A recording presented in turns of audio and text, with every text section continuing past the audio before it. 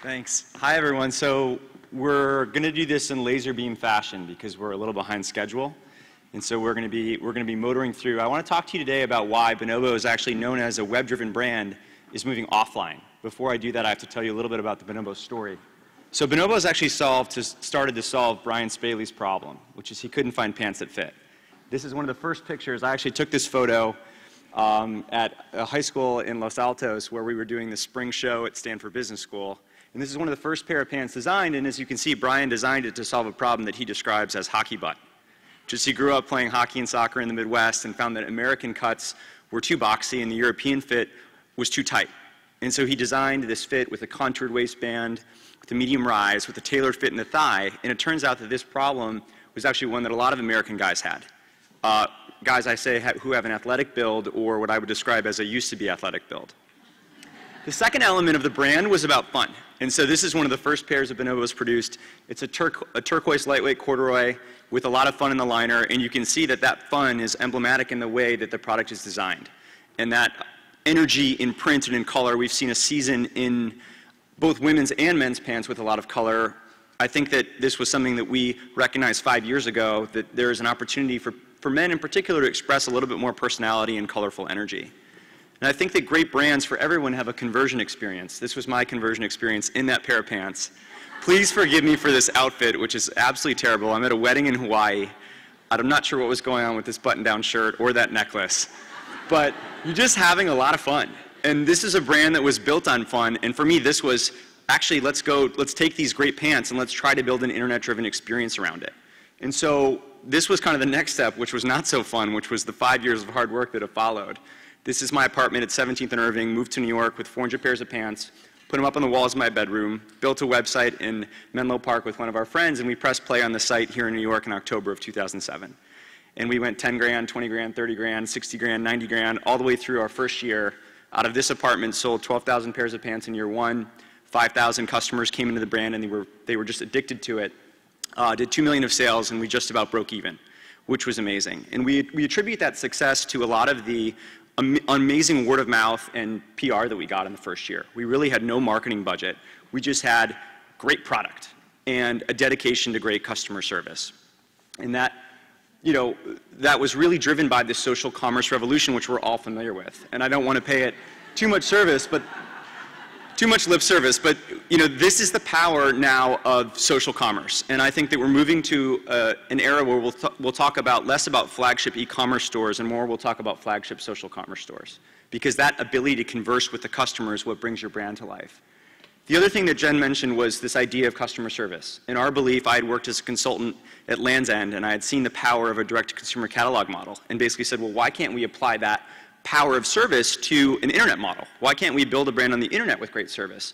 And so we had to build culture around that. And so we built Ninja Customer Service. It's college-educated, empathetic, energetic people here at our headquarters in New York City and our new tech office in Palo Alto who are as dedicated to engaging with our customer and making the experience of shopping fun as they are to delivering really high-quality customer service.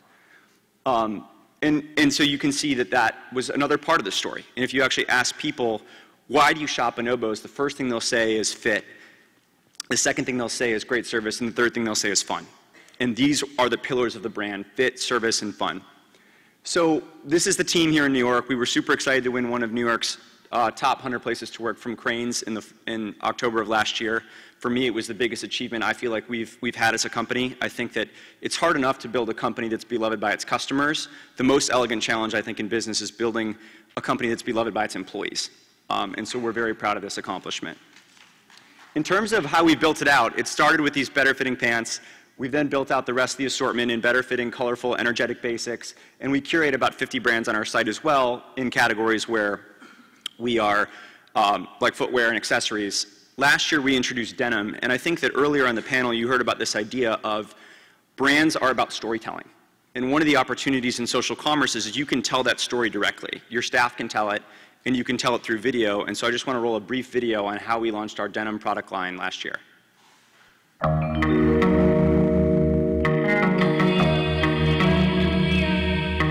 Well, After 18 months of designing, developing, and manufacturing, we have a Bonobos premium denim line, and we're super excited about it. The denim line was really designed for any guy who appreciates classic styling. Our approach was, let's deliver a truly premium jean at a great value. From the fabric to the actual manufacturing, it's all made in the United States.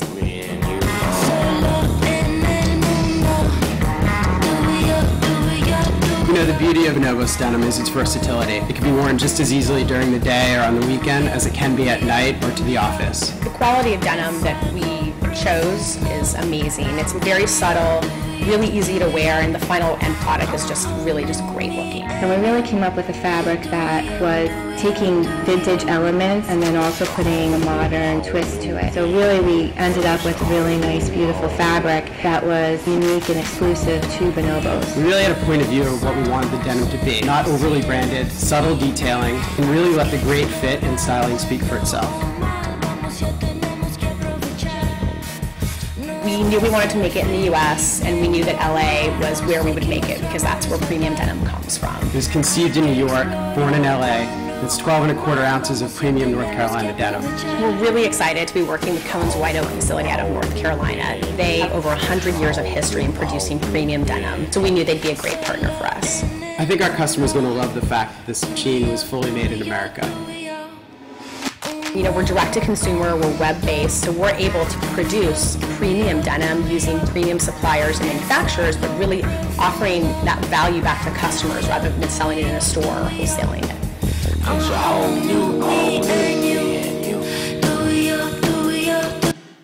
So this then shows a little bit of a roll of the microsite that we built. And so the idea here is you now can use the internet to really tell the story of your brand. Part of it's video, part of it is the microsite that we then built to tell customers about what we thought made this product great. It was about the awesome fit of Bonobos pants brought to denim, but it was also about the ability to take an American-made fabric in an American-made jean and bring it to the customer for less than $150, which wouldn't be possible without this direct-to-consumer model. So, you know, as we move on to the next chapter, you know, one of the questions that comes up is why are we moving offline? So we announced 2 weeks ago a partnership with Nordstrom, where Nordstrom has led an investment in the company, $16 million investment. And the idea is that this web piece is really a piece of the equation. And the other elements are great people, and you see that with our Ninja service model. And then there's something that was said on the panel, which is people still want to touch and feel clothing. This is a tactile experience. And what we realized was we built a company on a better customer experience. We couldn't do that without affording at least some people the ability to try it on, to touch it and feel it before they bought it. So we asked ourselves, who do we trust, given our customer experience roots, to really deliver an amazing job selling Bonobos in person? And that's where we were so excited to strike a partnership with Nordstrom. You know, for 110 years, they've been known as the best in the business. We launched about 2 weeks ago in 20 of their stores, and we're having a fabulous time now, not only seeing sales reports come in from the website, but also from Nordstrom. It's like, awesome, we actually have 2 channels, and customers are picking it up quickly. At the same time, we've developed our own retail model. And so I'm super excited today to announce that we're opening a store in Boston. Our store will be a little bit more of an e-commerce showroom than a typical retail store. So it's appointment-driven, 45 minutes, one-on-one service. It's actually on the 2nd story on Newberry Street, 600 square feet. And you come in and you have this incredible service experience. And that was what we heard when we prototyped it out of our New York City headquarters and showroom. People walked out and said, that was the best service experience I've ever had. We also watched the data. You know, we quickly had a business out of the New York showroom, which was $2 million in revenue run rate, which was half the dollars per square foot productivity of an Apple store, 5 times the traditional retail average. And I really think that that's less about the metrics and the numbers and more about the customer service.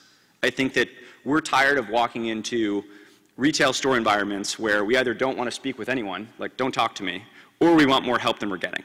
And I think that that model is really hard to serve. And with the advent of web-driven brands, not only like Bonobos, but like Warby Parker, like Shoe Dazzle, like ASOS, like some of these web-driven brands that are popping up now all over the place, many of you entrepreneurs in the audience, I think we're going to see a new model which is around e-commerce showrooms. It's about unbelievable service, ships from the distribution center. You walk out, you know what your fit is, you know what the brand starts to understand what your style preferences are, and that's then stored on the internet to come back and have a better repeat shopping experience. And so this is what Daryl Rigby from Bain would call omni-channel retailing.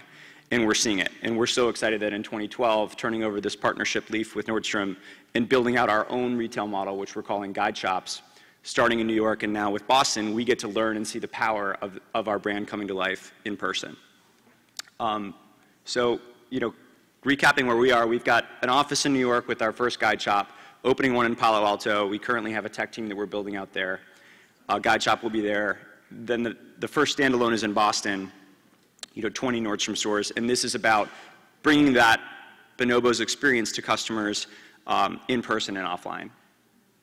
And so we like to think what we're doing is a little bit of a conversation, and we hope you'll join that conversation with us. I've got a clicker that can only go forward and can't go back. And so here we have it. Thanks so much, everyone, for your time.